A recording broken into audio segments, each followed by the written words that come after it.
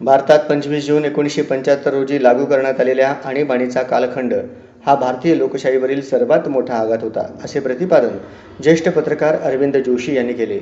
आणीबाणीला 51 वर्षे पूर्ण झाल्याबद्दल भारतीय जनता पार्टीतर्फे भाजप शहर कार्यालयात ज्येष्ठ पत्रकार अरविंद जोशी यांच्या व्याख्यानाचे आयोजन करण्यात आले होते.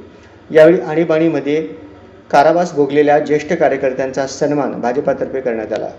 यावेळी व्यासपीठावर भारतीय जनता पार्टी सोलापूर शहरच्या अध्यक्षा रोहिणी तडवळकर, महापौर विनायक कोंड्याल, उपमहापौर ज्ञानेश्वरी देवकर, सभागृह नेते नरेंद्र काळे, सरचिटणीस तथा नगरसेवक प्राध्यापक डॉक्टर नारायण बनसोडे आणि सरचिटणीस शिवराज सरतापे उपस्थित होते.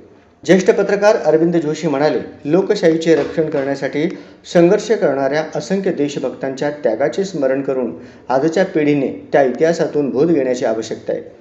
आणीबाणीच्या काळात प्रसारमाध्यमांवर लादण्यात आलेली सेन्सॉरशिप, विरोधी पक्षांच्या नेत्यांच्या झालेल्या अटकसत्र, नागरिकांच्या मूलभूत अधिकारांवरील निर्बंध, राज्यघटनेतील करण्यात आलेल्या वादग्रस्त दुरुस्त्या तसेच लोकशाही व संविधानिक मूल्यांवर झालेल्या आघाताचा सविस्तर आढावा श्री जोशी यांनी घेतला. यावेळी आणीबाणीच्या काळात लोकशाहीच्या रक्षणासाठी संघर्ष करत तुरुंगवास भोगलेल्या ज्येष्ठ कार्यकर्त्यांचा सन्मान करण्यात आला. या कार्यक्रमात व्यासपीठावर सुधा अळीमोरे, रामचंद्र तडवळकर, गुरुराज कुलकर्णी, भारत तांबोळकर, जगदीश तुळजापूरकर आणि शिरीष कुलकर्णी यांचा सन्मान व सत्कार करण्यात आला. याप्रसंगी कार्यक्रमास भारतीय जनता पार्टीचे पदाधिकारी, लोकप्रतिनिधी, विविध मोर्चांचे पदाधिकारी, कार्यकर्ते मोठ्या संख्येने उपस्थित होते.